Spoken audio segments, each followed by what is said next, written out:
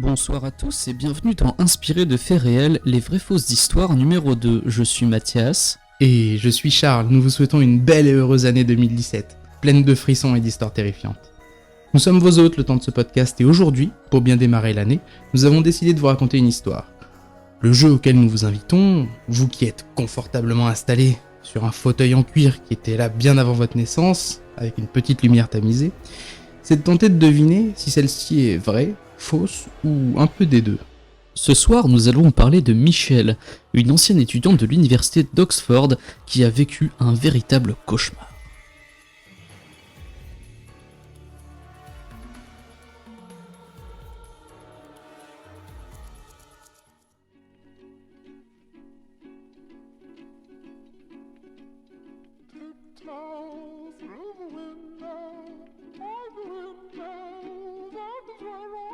Michelle est une jeune étudiante anglaise qui passe beaucoup de son temps libre à traîner sur le web. Elle n'a pas beaucoup d'amis, ne cherche pas à s'en faire, et s'est avant tout lancée dans les études pour échapper à sa famille. Ses parents sont des catholiques pratiquants avec qui elle n'a jamais été très proche. Élevée pendant un temps par son oncle athée, Michelle n'est pas vraiment croyante, elle est plutôt rêveuse et elle aimerait bien faire le tour du monde une fois ses études terminées. Elle avait de bons souvenirs de ses années passées avec son oncle, elle se souvenait de lui comme d'un homme généreux et tendre.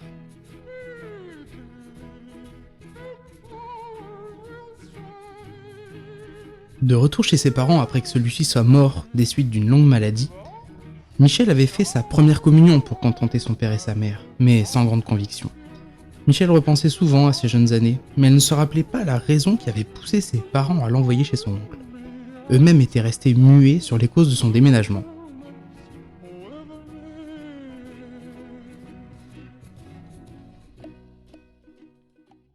Michelle partage désormais une chambre étudiante avec Mélissa, française en voyage Erasmus de 2 ans son aînée.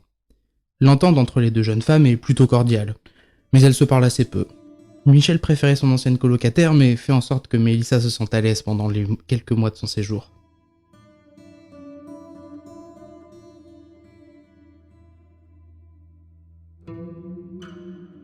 Une nuit de mars 2009, alors que Michelle est victime de maux de tête depuis 2 jours, elle se réveille brutalement. Elle est en sueur. Mélissa est à côté d'elle, elle la regarde et tente de lui parler, mais Michelle ne comprend pas les mots qui sortent de la bouche de Mélissa. Elle est pourtant sûre que Mélissa lui parle en anglais, elle voit ses lèvres bouger, mais elle ne parvient pas à décrypter les mots. À sa place, elle entend un son lointain, sourd et grave, accompagné de quelques cris aigus. Mélissa a un air inquiet sur le visage, et chose surprenante, elle maintient Michelle de force, dos contre son lit, en lui appuyant sur les épaules. Celle-ci tente bien de se libérer, mais n'y parvient pas. Elle continue de se débattre, mais la fatigue commença à l'emporter. Les traits du visage de Mélissa devenaient de plus en plus flous, au fur et à mesure que Michelle résistait, jusqu'à ce que celle-ci tombe d'épuisement. Les jours qui suivirent furent étranges. Mélissa n'adressait plus du tout la parole à Michelle. Plus encore, elle semblait l'éviter et ne revenait dans leur chambre que tard le soir, sans dire un mot. La jeune femme commença aussi à faire des cauchemars étranges, parfois sans queue ni tête. Elle voyait tour à tour Hitler, le repas de la Seine, puis des hommes qu'elle ne connaissait pas, des prêtres, puis des corps crucifiés. Tout ceci apparaissait comme des images fixes, des flashs violents, sortes de diaporamas de l'horreur incohérents qui défilaient devant ses yeux à chaque fois qu'elle s'endormait. Ces nuits agitées commençaient à se voir sur le visage de Michelle. L'étudiante avait les traits tirés, des cernes étaient distinctement visibles sous ses yeux et sa voix semblait comme cassée.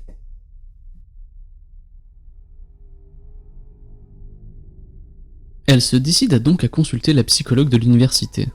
Celle-ci décida de prévenir les parents de Michelle que leur fille se trouvait dans une grande fatigue physique et mentale et qu'il faudrait sans doute prendre la décision de l'hospitaliser en attendant que son état ne s'arrange.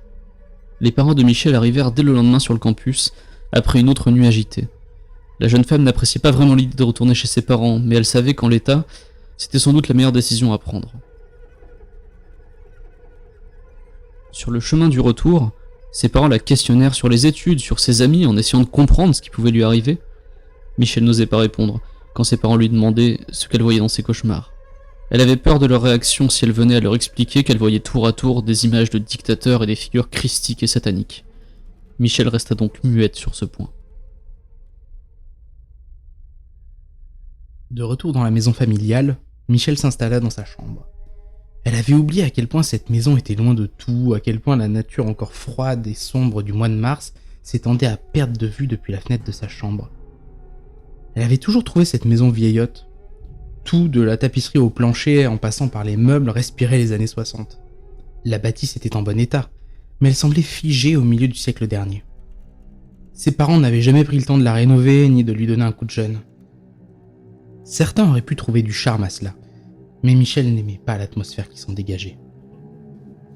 Sans doute que le portrait du Christ au-dessus de son lit ne l'aidait pas à se mettre à l'aise. Le voyage en voiture avait duré une bonne partie de la journée et le soleil commençait à décliner à l'horizon. Fatigué, Michel souhaita à ses parents une bonne nuit et se mit au lit de bonne heure, dans l'espoir de récupérer des jours précédents.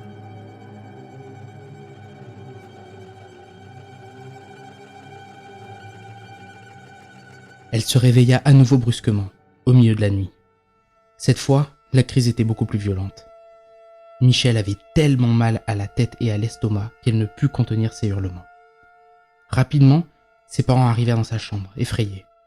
Ils tentèrent de calmer leur fille, mais rien ne marchait. La douleur était intenable. Michel se roulait par terre et bientôt ne contrôlait plus les mots qui sortaient de sa bouche. Appelle le père Renz, ordonna Martha, la mère de Michel. Joseph, son père, s'exécuta et prit son téléphone portable pour composer le numéro du prêtre. Michel comprit rapidement que ses parents n'avaient jamais eu l'intention de la conduire à l'hôpital. De rage, elle se mit à courir dans la chambre en hurlant, en se frappant la tête contre les murs. « Mon père, nous avons besoin de vous, notre fille a des ennuis, elle est incontrôlable » demanda Joseph, apeuré. Il raccrocha et se tourna vers sa femme. Il a dit qu'il arrivait le plus vite possible. Michel hurlait de plus en plus fort. Les sons qui sortaient de sa bouche, toujours moins compréhensibles, laissaient cependant apparaître quelques mots. Non, pas lui, pas le père Renz, non, pas lui. Quand l'homme d'église arriva, l'état de Michel devenait de plus en plus préoccupant. Elle commença à arracher ses vêtements et avait brisé tous les tableaux accrochés sur les murs de sa chambre. La décision du prêtre fut rapidement prise lorsqu'il aperçut Michel. « C'est ce que je craignais. Nous allons devoir pratiquer un exorcisme ce soir ou elle n'en réchappera pas, assura-t-il. Il alla chercher l'eau bénite, le chapelet et la Bible qui se trouvaient dans le coffre de sa voiture, puis revint dans la chambre. Il commença à effectuer un rituel romain classique. Stupéfait, il observait Michel se tordre dans tous les sens, dans des gestes brusques et saccadés. Les démons qui possédaient Michel commencèrent à parler en leur nom propre. Le prêtre, seul dans la chambre avec la jeune femme, les interrogea et demanda leur nom. Empruntant différentes voix à travers le corps de Michel, les esprits maléfiques se présentèrent. Judas, Néron, Adolf Hitler, Lucifer et Valentin Fleischmann, un prêtre franc déshonoré du XVIe siècle. Le père Renz prit conscience qu'il se trouvait devant un cas unique de possession plurielle et décida d'enregistrer la séance d'exorcisme qu'il préparait.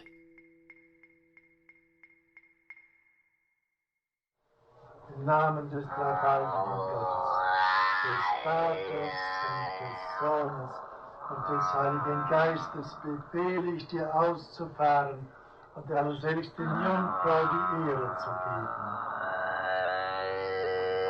Im Namen der allerseligsten Jungfrau, im Namen Jesu, befehle ich dir auszufahren und der allerseligsten Jungfrau die Ehre zu geben.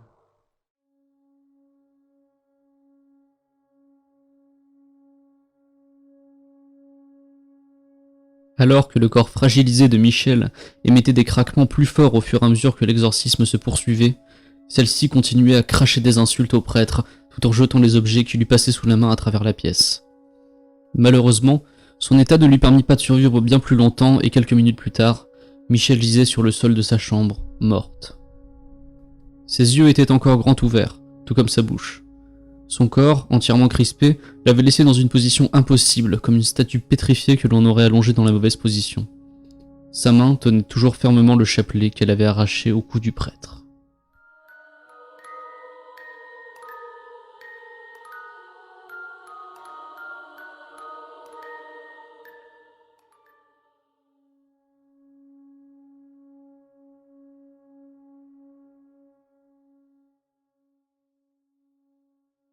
Alors, cette histoire était-elle vraie ? Eh bien non, en fait, pas vraiment. La Michel de cette histoire n'a pas vraiment existé, ou du moins pas à notre connaissance. En revanche, nous nous sommes inspirés de l'histoire d'Anneliese Michel, jeune catholique allemande qui a subi plusieurs exorcismes à la fin des années 60 pour écrire cette histoire. Le film L'exorcisme d'Emily Rose, sorti en 2005, s'inspire notamment de ce qui lui est arrivé. Nous avons en fait repris des éléments de l'histoire d'Anneliese pour construire l'histoire de Michel. Le contexte de la famille chrétienne d'abord, et puis le nom du père Renz qui a réellement pratiqué un exorcisme sur Anneliese Michel. Nous avons aussi repris l'âge de la jeune femme, puisque Anneliese est décédée à l'âge de 24 ans seulement, notamment des suites d'une pneumonie. Mais il y a fort à parier que ce qui s'est passé avec cet exorcisme a fortement pesé dans la balance. Nous avons surtout pris des libertés avec l'époque et avec la personnalité de Michel. Dans son ouvrage An Exorcist Tells His Story, paru en 1999, le responsable des exorcismes du Vatican, décédé en septembre dernier, Père Gabriel Amorth, explique que l'exorcisme est un rituel à longueur aléatoire, pouvant aller de quelques minutes à plusieurs heures. Mais là où notre histoire ne colle pas vraiment, c'est que pour pratiquer un exorcisme, un prêtre doit en référer à une autorité supérieure et s'entretenir longuement à la fois avec la personne possédée et les membres de la famille, comme il l'explique dans l'ouvrage. Il précise également qu'il ne peut pas savoir si la personne est réellement possédée ou non, et que ce n'est finalement que par le processus de l'exorcisme que lui peut savoir quelle est la nature du problème. Il admet également à demi-mot dans son livre que ces diagnostics sont assez souvent foireux. De même, nous avons repris des nombreuses séances d'exorcisme suivies par Anneliese Michel pour créer la nôtre. Comme il est décrit dans divers articles de blog plus ou moins sérieux, Anneliese Michel a effectivement arraché ses vêtements à plusieurs reprises et a bien cité Adolf Hitler, Judas, Néron, Lucifer et Valentin Fleischmann, parmi les démons qu'il a possédés. Elle parvenait à prendre différentes voix à chaque nouveau démon. Enfin, nous avons également repris les noms des parents d'Anneliese pour les attribuer à ceux de Michel. Et surtout, le meilleur pour la fin. Les râles que vous avez entendus à la fin de l'histoire viennent prétendument de la vraie Anneliese Michel, puisqu'il s'agit des enregistrements que les prêtres ont effectués durant l'un des nombreux exorcismes dont elle a fait l'objet. Bref, vous l'aurez compris, l'histoire d'Anneliese a été la source de nombreux fantasmes qui ont donné lieu à des écrits et à plusieurs fictions. Parmi les livres qui ont été publiés sur ce cas, on peut notamment citer celui de Felicitas Goodman, La vérité sur l'exorcisme d'Anneliese Michel, paru en 1981 dans sa version originale et en 1994 en France.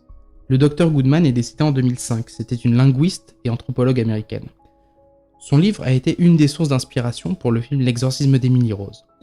Elle a notamment étudié au long de sa carrière les rituels et postures chamaniques ou religieux, ainsi que les représentations sacralisées des mythes contemporains.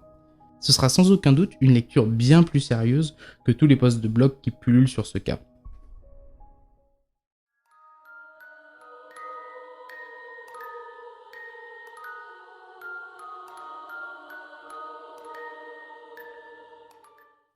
Donc cette fois-ci, c'est moi qui ai écrit cette petite histoire, cette petite fiction. La dernière fois, c'était Mathias, hein, quand on avait parlé des fameuses légendes urbaines. Et là, on s'est dit, moi-même de ma personne. Voilà, et là, on s'est dit, vu que j'ai pratiqué de nombreux exorcismes, en fait, peut-être que je peux écrire une histoire sur un des trucs que j'ai vécu, hein, puisque c'est littéralement moi qui ai exorcisé Michel. C'est vrai, oui, à l'époque où tu avais 50 ans. Aujourd'hui, Voilà. t'en as très âgé. On compte même plus. Donc ouais, voilà. Donc t'avais entendu parler sérieusement de l'histoire d'Anneliese Michel? Tu veux dire avant que tu me donnes ce magnifique texte à lire? Ouais. Un petit peu, ouais, parce que on l'avait dit d'ailleurs, je crois, dans l'article que Mademoiselle nous a consacré à notre podcast. J'étais j'écoutais énormément Exocet, l'émission de Patrick Beau sur Rage. Et je me souviens qu'il y avait eu un épisode là-dessus qui parlait notamment d'Anneliese Michel. Alors il y a beaucoup moins de détails que dans l'histoire que tu racontais. Hein. Il y avait quelques-uns. Il n'y avait pas cette histoire, par exemple, avec l'oncle décédé. Tout ça, je le savais pas. Donc ça m'a permis d'apprendre beaucoup de détails sur l'histoire que je connaissais pas. Ouais. Mais en fait, l'histoire, c'est ça qui est marrant et qui est en même temps assez compliqué, c'est que j'ai pas non plus cherché pendant des semaines, hein, mais l'histoire est extrêmement détaillée. Elle fourmille de détails. C'est ça qui la rend un peu savoureuse quand on la lit, c'est que t'as vraiment l'impression de lire de la fiction. Et ce qui est fou, c'est que en fait, elle est invérifiable. Enfin, elle est invérifiable. Elle est pas vraiment invérifiable. Mais là, quand on cherche, par exemple, sur Internet, on remonte on trouve un article de blog qui cite des sources, et puis on retombe au premier article en anglais qui a été c'est un publié peu comme il y a quand on 10 avait ans, fait genre 15 sur ans. Annabelle, en fait, tu retombes Ouais, toujours voilà, c'est systématiquement sur le même article de base. Ouais, Là, c'est c'était les ça. Warren. Il y a un article de base, j'ai oublié le nom du... Ah si, en anglais c'est Diabolical Confusions, un WordPress. Et en fait, la personne en question cite des sources pour tout ce qui est pratique d'exorcisme. C'est là que j'ai trouvé le bouquin du père Gabriel, qui a donc vraiment été l'exorciste en chef du Vatican, qui est mort en septembre dernier, comme on le disait. Et donc voilà, mais par contre, pour tout ce qui est source sur l'exorcisme en question d'Annelise Michel, l'auteur du blog ne donne pas de source. Donc du coup, on se retrouve finalement un tout petit peu bloqué. Il y a une espèce de quantité de détails, on se dit c'est impossible que... enfin que... Et que ça a forcément été déformé, amplifié, Bah ouais. qu'on a rajouté plein de détails là-dessus. Bah oui. Ça me fait penser à cette histoire, je sais pas si tu connaissais c'était donc des alpinistes, enfin des alpinistes, ça se passe pas du tout dans les Alpes, hein, on était donc en Russie. Ah. Et en fait, c'est des gens qui ont été retrouvés morts dans des circonstances un peu mystérieuses, on sait pas vraiment ce qui leur est arrivé. Et en fait, c'est là que c'est drôle, c'est que le récit de base, on le connaît pas très très bien, mais il y a plein de détails qui sont rajoutés par-dessus. Genre, en fait, oui, leur corps était radioactif. Ah mais oui, C'est pas si, vrai. je me Si, souviens. t'en as entendu parler de cette Oui, histoire. bien sûr. Complètement fou. Voilà, en fait, t'as une foule de détails, genre oui, il y avait une espèce de... Il brillait un petit peu, un espèce de truc orange fluo, et puis en fait, on s'est dit que c'est sûrement des extraterrestres. En fait, t'as plein de détails qui se rajoutent par-dessus, mais dont on ne connaît pas l'origine, et je pense que c'est un peu le même cas avec Annelise Ouais. Michel, ça a sûrement été vachement déformé, quoi. Je pense que c'est même dans les détails qu'on met tout le mysticisme en fait. Ah. Je veux dire, c'est là-dedans que tu mets tous les petits signes. C'est dans les petits signes que tu places tout ce qui est mystique, parce que sinon l'histoire en elle-même, pareil pour j'imagine pour les Russes, en elle-même l'histoire, elle a pas de, enfin elle est sans doute même pas importante en fait pour le mythe. Mais par contre, il y a des trucs, il y a forcément des trucs vrais dedans, parce que je sais pas, ne serait-ce que quand tu vas sur la fiche Wikipédia en anglais d'Annelise Michel, il y a une photo de sa pierre tombale. Donc, Ah oui, bien sûr. Ah non, bien sûr, ça c'est sûr. On a des archives du procès qui a eu lieu après. Ah oui, non. Ses parents ont été condamnés, et le prêtre aussi. Je crois que c'était 6 mois de prison. Ouais, un truc comme ça. Il y avait en fait pour négligence en fait. Hein. Mais non, ce dont je parlais, c'était vraiment la description de l'état, tu vois, la description de l'état de la personne, genre son état physique, le fait qu'elle voit Néron, enfin oui, qu'elle soit possédée par Néron, par Hitler, tout ça. Même le nombre de fois où elle a subi des exorcismes, en fait, en vérité, elle en a subi, je sais pas, entre 70 et 100, quelque chose comme ça. C'est énorme, parce que même pour une procédure, on va dire, classique, de ce qu'on a pu trouver, parfois, voilà, ça fait une vingtaine, une trentaine dans des cas vraiment compliqués, hein, mais là, ouais, c'est vrai que ce nombre-là, c'est affolant. Dans les 10 mois les plus compliqués, elle en a subi 67 en 10 mois. Et c'est énorme le chiffre, on a vraiment du mal à y croire. Ouais. D'ailleurs, c'est vrai que vu qu'il y a tous ces détails qui se rajoutent dessus, on a du mal à croire à l'histoire tout court, et pourtant il y a vraiment des trucs vrais, quoi. On a d'autant plus du mal à le croire que, en fait, même le cinéma, j'ai l'impression, a tendance à exagérer des points, type rendre les exorcismes spectaculaires. Par contre, t'as aucun film avec une personne qui subit 70 exorcismes. Oui, non, à chaque fois, s'il y a un gros exorcisme, on met tout dedans. T'en as 2-3 dans le film, t'as des tentatives, mais genre t'en as pas 70. Bah, dans l'exorcisme d'Emily Rose, le film, donc, qui est directement inspiré de l'histoire d'Annelise Michel, sauf qu'ils ont transposé l'histoire aux États-Unis, et voilà, un petit peu plus bankable. Cette histoire-là, elle est, voilà, qui est racontée dans le film, elle s'inspire de ça, et il y a un seul exorcisme, en fait, dans le film. Il y en a un seul, au milieu du film. Qui est raconté, ouais, alors, du coup, pour ceux et celles qui n'ont pas vu qui ont pas vu le film, donc l'exorcisme d'Emily Rose, c'est un très bon film, en fait. Ouais, c'est un bon film. On l'a revu récemment, et c'est vrai que c'était plutôt cool, quoi. On était un peu étonnés. Bah ouais, parce que j'avais plutôt un mauvais souvenir de ce film. Je me disais, c'est dans mon souvenir, c'était genre un mauvais film avec des effets spéciaux pourris, qui était genre inspiré d'une histoire vraie, mais genre ça sentait à fond l'argument marketing, et on n'a jamais regardé. Moi, je connaissais pas Annelise Michel à l'époque où j'avais vu le film. C'est après que j'ai écouté le podcast de Rage. Mais donc je me disais, oui, non, c'est sûrement une histoire bidon, le film était pourri. Et en fait, là, en le revoyant, je me suis rendu compte que c'était un super film d'avocat, en fait. Ouais, c'est exactement ça. En fait, il y a une narration comme ça un peu décousue avec des flashbacks.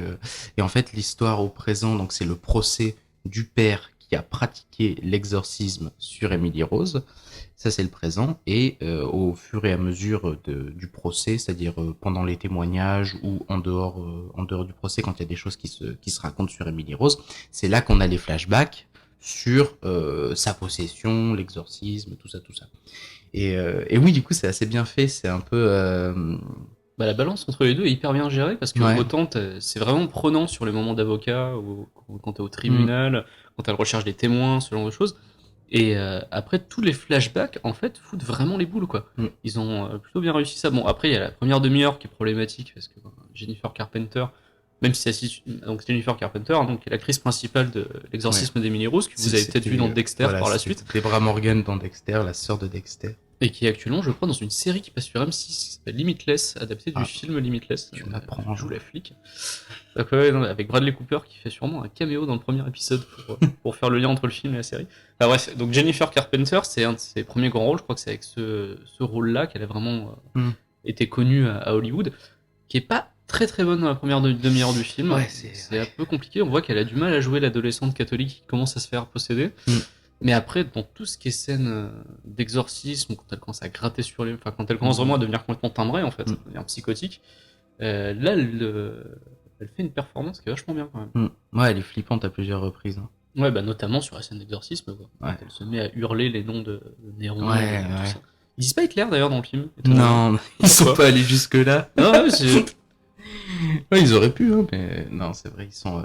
C'est déjà assez théâtral. Par contre, il y a des moments pour le coup dans le film, bah notamment vers la fin, avec l'avocate. Donc la vraie héroïne du film est une avocate celle qui défend le père père James, comment? J'ai déjà oublié son nom de famille, mais bon, c'est pas très Et en fait, c'est donc l'avocate qui défend celui qui a pratiqué l'exorcisme, qui est l'héroïne du film, et on la suit, elle est Père elle-même... Père Moore, exactement, ouais. Et elle est elle-même un peu en proie à peut-être des attaques de démons quand... oui, alors ça, c'est, voilà, ça c'était leur petite technique pour essayer de continuer à te foutre les boules, même quand c'est pas des flashbacks. Hein. Ouais. C'est pas très réussi. Là, on a tout un truc. Je pense que tous ceux qui ont dû le voir quand ils étaient ados ou un peu plus impressionnables ont dû vachement flipper sur ce délire de 3h du matin. En fait, dans le film, à plusieurs reprises, t'as le réveil qui affiche 3h du matin et c'est là qu'il se passe un truc à chaque fois, quoi. D'ailleurs, ils te sortent une excuse, ils disent oui, c'est pour insulter la Sainte Trinité, j'avais jamais entendu ça. Moi non plus. Alors, la thèse dans le film que le prêtre te sort, non plus, j'ai jamais entendu ce truc. Je sais même pas si c'est vrai, je pense que c'est sûrement inventé pour les besoins du film. Que, a priori, ouais, en fait, 3h du matin, c'est l'inverse de 15h. Et à 15h, c'est la mort du Christ. Et tu sais quoi? 15h, c'est l'heure de début, on a enregistré ce podcast. Mon Dieu, mais arrête de dire qu'on n'enregistre pas la nuit. Arrête de dire qu'on enregistre dans l'après-midi en prenant le goûter, quoi. Oh putain, c'est l'heure du Christ. Tu te rends compte? En ce moment, c'est l'heure du... Là, tel qu'on est... Précisément. Il ne peut rien nous arriver. Il y a 2000 ans. Ouais. il y a 2010. Non, attends, c'est la naissance du Christ. Il m'aura quoi, 33 ans? Enfin, j'ai la flemme de faire calcul. Ouais, comme Bruce Lee. Oui, bah, tout à fait. Parce que Bruce Lee était le Christ. Certains le pensent. Mais non, oui, donc du coup, c'est pour ça qu'on a enregistré à cette heure-ci, c'est pour qu'il nous arrive rien, parce qu'on aurait trop été des flippettes pour enregistrer à 3h du matin. Béni. Voilà, exactement. Et sur le film, toujours... Ah si, par contre, il y a un truc que j'ai trouvé mauvais. C'est que normalement, sans que ça spoil ou quoi que ce soit, mais bon, on peut vous dire, regardez le film peut-être avant d'écouter, hein, comme toujours. Normalement, le fait qu'on sache dès le début comment se termine le film, puisque on sait dès le début, la première scène, c'est l'acte de décès d'Emily Rose. La première scène, c'est on trouve son corps en fait. La police arrive. C'est ça. Et il y a un médecin qui arrive pour prononcer l'acte. D'ailleurs, cette scène d'ouverture, elle est bien. Ça te fait pas penser à l'Exorciste? Il arrive dans le brouillard. Ouais, avec une petite mallette, donc comme la scène emblématique de l'Exorciste. Et en fait, moi, pendant toute j'avais oublié le film, ça faisait très longtemps que je l'ai pas vu. Pendant toute la scène d'ouverture, je me suis dit, est-ce que c'est l'Exorciste qui va à la maison et on va commencer sur l'exorcisme? En fait, non, quand t'apprends que c'est en fait le médecin légiste, Ouais. là, j'ai eu une vraie surprise. Je me suis dit, ah merde, en fait, c'est pas l'exorciste. Je me Oui, suis non, dit, c'est vrai, t'as super raison. Il y a référencé au peut-être film une de ref- ouais. Friedkin, en fait. Mm. Grosse référence, mais je te compris. Mais La parenthèse. mais non, le fait que normalement on connaisse déjà la fin, il y aurait pu avoir un côté drame. En fait, bon, techniquement c'est un drame, mais là je trouve que le côté dramatique est très mal rendu pour le coup. Il y a pas je sais pas, il y a pas l'attachement à Emily Rose, il y a pas, ça fait flipper, mais je sais pas, les différentes émotions qu'on pourrait avoir envers les différents personnages sont pas forcément et du coup ce qui est la vraie fin, qui crée le suspense, c'est le verdict du procès évidemment, Mm. mais c'est pas En fait, on n'a pas c'est un vraiment peu beaucoup balayé d'un d'empathie. revers de main, c'est un En peu fait, étrange tout ça. est tellement centré sur le personnage d'Emily Rose Mm. et beaucoup moins sur sa famille, sur le père, je trouve. Le père, en fait, il y a Oui, le qu'une père, scène avec ouais, lui c'est un vrai, peu, t'as un raison, peu ouais. flippante où on a de l'attachement pour lui, où on a peur qu'il se fasse buter, mais on sait qu'il Mm. meurt pas vu qu'il est au procès Dès qu'il est au procès, et ouais, que c'est c'est un vrai. flashback. Mais en fait, ouais, c'est ça. Les personnes pour lesquelles on devrait avoir de l'empathie, c'est-à-dire les parents et le prêtre, ceux qui risquent d'aller en prison à cause Mm. du procès, en fait. En fait, on s'attache pas des masses à eux, on s'attache que à Emily Rose qui est décédée depuis le Et début. encore, Donc, ouais, et encore, je trouve que, ben, des fois, oui, il y a ouais, c'est un petit peu, mais je trouve qu'il n'y a pas de, tu sais, le film nous engage pas à vraiment apprécier un personnage, parce que, à part peut-être l'avocate à la limite, oui, qui est un peu dans les doutes, qui traverse un peu des trucs, mais bon, l'avocate qui dit dès le début qu'elle est agnostique, c'est-à-dire ouais, qu'elle ne croit pas vraiment. Enfin, agnostique, c'est que tu doutes en fait. ouais, C'est que tu doutes. il Et y a un excellent épisode de South Park sur les agnostiques. ah, Ouais. je ne l'ai pas vu. On en reparlera. Peut-être pendant l'émission, après avec quelques bières. Mais ouais, non, elle est agnostique. Et ce qui est plutôt pas mal, je trouve, c'est que en fait, l'avocat de l'accusation, celui qui représente Mm. the people, Ouais, le, ouais. le peuple américain, lui, par contre, est croyant. Mm. Et en fait, il base l'intégralité de sa plaidoirie Mm. sur ses déconneries. Ouais. Et c'est finalement ça qui lui permet d'esquiver une grosse peine pour ses clients à la fin, quoi. Mm. C'est Ouais, non, c'est vrai que ça, pour le coup, pointe ça du doigt, quoi. il y a un espèce de chiasme, un renversement de celle qui est agnostique quand même, elle va pas se mettre à croire en Dieu, Non, mais non. croire en la parole du père Moore. Le procureur qui est croyant va se mettre à essayer de prouver que le père est coupable avec plein de théories scientifiques en faisant venir des psychiatres. Et donc ouais, il y a un chiasme, il y a un croisement comme ça qui se fait qui est plutôt assez intéressant dans la psychologie des personnages du film. Et et voilà. Ce que j'ai trouvé vachement bien dans le film aussi, c'est ce côté, il n'y a pas vraiment finalement de parti pris sur est-ce qu'elle était vraiment possédée ou pas. Ouais, à chaque fois il y a tout qui est Mais même à la fin, en Ouais. fait, même à la fin du film, tu sais pas vraiment. À la fin du film, t'es convaincu que le prêtre, voilà, il n'y a pas vraiment d'exigence parce qu'il y croyait vraiment, il Mm. pensait que ça pourrait réellement l'aider. C'est pour Ouais. ça il est certes coupable, mais du coup, il ne va pas en prison. Mm. C'est pendant tout le film, voilà, t'es du côté du prêtre, mais d'un autre côté, t'y crois pas forcément. Mm. T'es un peu à la place du jury, en fait. Ouais, C'est-à-dire ouais. Oui, t'as exactement raison. que C'est tout à fait ça. tu peux être un membre du jury pendant tout ce film, Ouais. c'est ça. C'est tous les trucs scientifiques qu'on te sort, ça peut expliquer le cas. Et du coup, on va en revenir à l'affaire dont on parlait là, l'affaire Annelise Michel. Bah, c'est exactement ce qui s'est passé à son procès à elle, en fait. Mm. Finalement, le film est plutôt adapté en fait du procès qui a eu lieu derrière, Mm. où donc ils ont été condamnés à 6 mois de prison ferme et une amende. Et en fait, du coup, comme le prêtre avait déjà fait quelques mois, bah, c'est vrai qu'il est ressorti libre du tribunal, comme dans le film, en fait. Mm. Il n'y a pas eu tant de soucis que ça après. Mm. Et donc ouais, on a toujours ce cas où en fait Annelise Michel, encore aujourd'hui, ça reste un mystère. Si tu crois en ça, tu peux te dire que qu'elle était vraiment toujours, possédée. ouais. Et après voilà, il y a ce trouble psychologique. Ils disent que c'est de l'épilepsie psychotique dans le Ouais. C'est quelque chose que voilà, elle n'a jamais été diagnostiquée vraiment pour ça. Personne ne l'a jamais ausculté, enfin n'a jamais vérifié qu'elle avait vraiment ça. Et puis, Donc on peut pas le savoir. Voilà, c'est ça, on peut pas le savoir. Puis à chaque fois, tu peux toujours. Ce qui est fou, c'est que c'est une histoire qui se prête vraiment à ça parce que tu as toujours un renversement. Tu dis oui, mais si elle a pas suivi le traitement, c'est parce que le père en question lui a pas l'a pas autorisé ou enfin, tu sais, t'as toujours tu peux toujours renverser un argument avec un autre et c'est ce qui est plutôt bien montré dans le procès du film, procès d'ailleurs dans lequel il est une espèce d'anthropologue chaman. Alors ça, c'est... Ah oui, ce personnage est cliché. vachement bien, j'ai trouvé en fait. Ah ouais, moi j'ai trouvé bizarre. Aussi. Genre le cliché, le psychiatre, le neurologue, tout ça, c'est toujours très sérieux. C'est des hommes avec des cravates et tout. Et l'anthropologue est une femme, et c'est une femme qui parle avec comme ça, qui a un châle.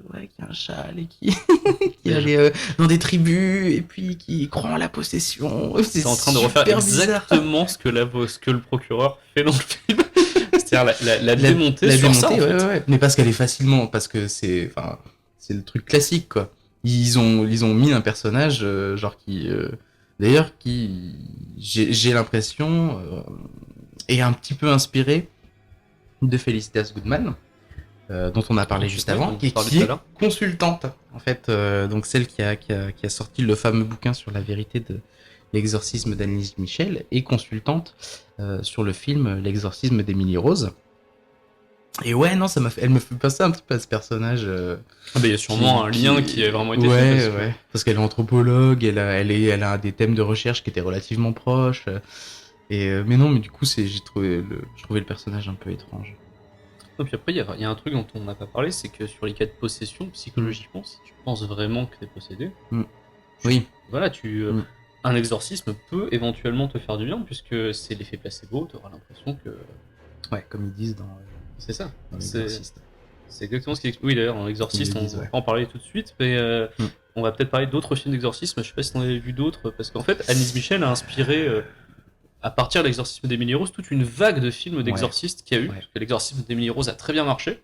C'est sorti en 2005. Ouais. Ça. Et derrière, t'as eu d'autres films, je pense d'abord Le Rite avec Anthony Hopkins, le dernier exorcisme qui était un peu plus grave, mais qui...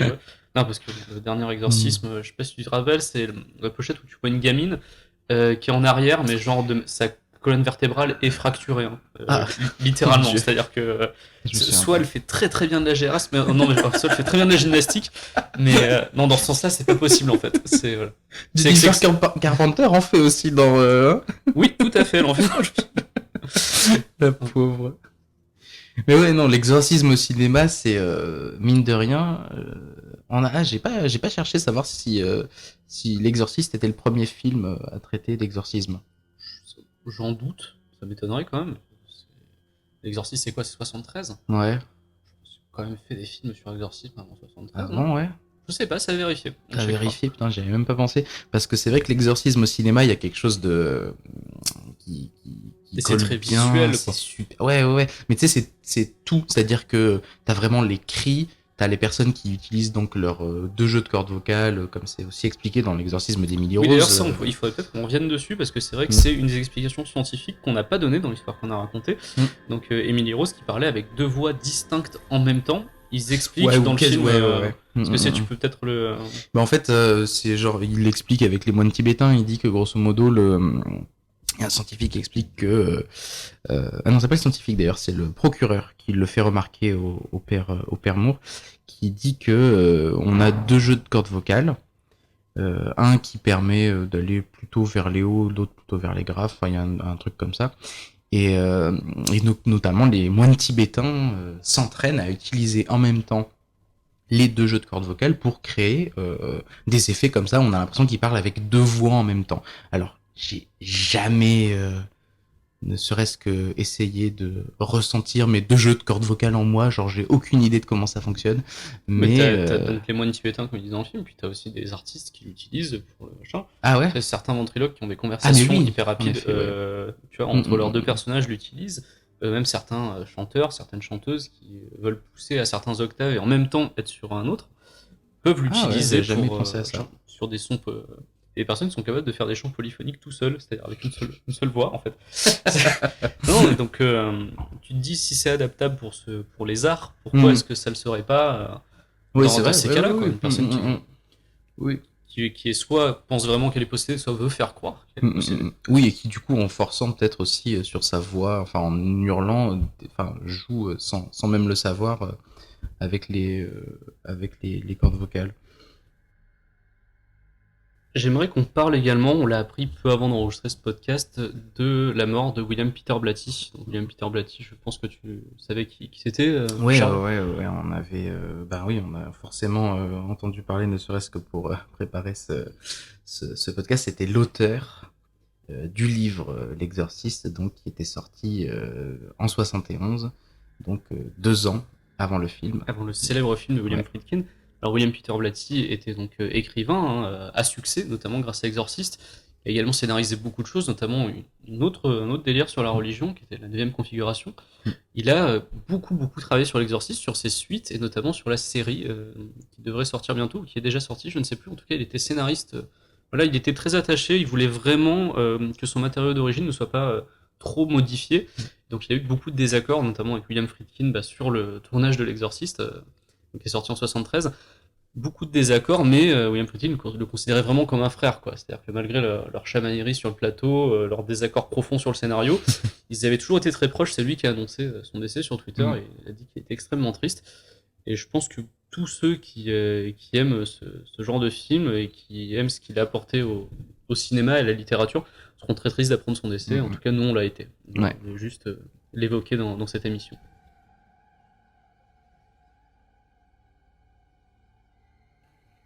À présent, on va vous parler du futur projet pour la chaîne, qui est un beau projet, un truc qui nous trotte dans la tête depuis, le début. Oui, bon, on vous en a déjà parlé dans l'émission, hein. On l'avait déjà dit dans notre précédent numéro des vraies fausses histoires. On avait très envie de faire un hors-série sur Urban Legend, le film. Alors, Urban Legend, on soit tous tout à fait d'accord là-dessus, ce ne sont absolument pas des histoires vraies. Ce qui nous fait marrer en revanche, c'est qu'elles sont souvent présentées comme vraies parce que c'est, comme son nom l'indique, c'est inspiré de légendes urbaines. Et les légendes urbaines, le propre des légendes urbaines, comme on l'avait dit précédemment dans notre épisode sur la fille et l'homme à l'étage, c'est qu'on a l'impression parfois qu'elles sont vraies parce qu'elles sont faites pour ça. Donc ce qu'on vous propose, c'est de faire une émission spéciale sur Urban Legends, c'est-à-dire qu'on va compiler toutes les histoires, enfin les histoires les plus drôles en tout cas, les histoires les plus marquantes qu'on a, qui sont évoquées dans le film Urban Legend. Et on va se mettre comme ça, tranquillement, au coin du feu, avec un petit whisky, avec mon cher Charles, et on va vous raconter toutes ces histoires, on va vous les débriefer, évidemment, mais on va surtout vous les raconter comme si on était tous ensemble au coin du feu et qu'on s'amusait à se raconter des histoires qui font peur. Et l'intérêt, c'est que du coup, on va cumuler les légendes urbaines peut-être pas que du premier, d'ailleurs. Alors je pense que dans un premier temps, il y a de quoi faire avec le premier. Pour mettre l'eau à la bouche aux auditeurs, on a des choses très sympas. Notamment la fameuse légende du tueur avec une hache sur la banquette arrière de la voiture qu'on voit dès les premiers instants du film, qui est fabuleuse, ou le fameux chien dans le micro-ondes. Donc on va avoir beaucoup de choses à raconter qui vont être très sympas, rien qu'avec le premier opus, je pense.